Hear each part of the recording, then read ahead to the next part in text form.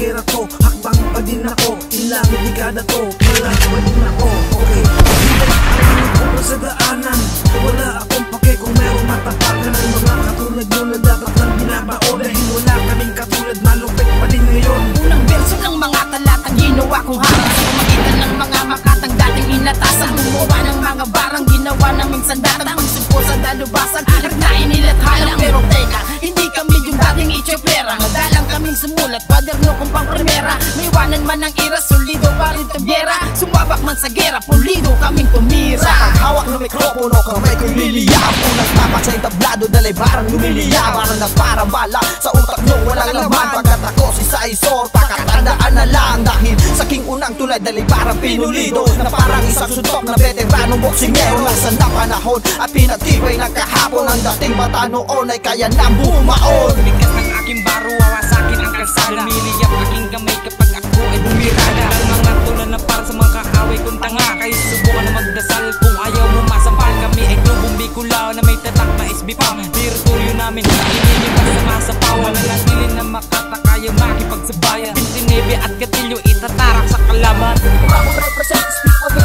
asset bet. Lumalaban, lumalaban, hanggang namin makaulit. At pagkaya pa now, sa kinato na parang pagtimaw at kayo.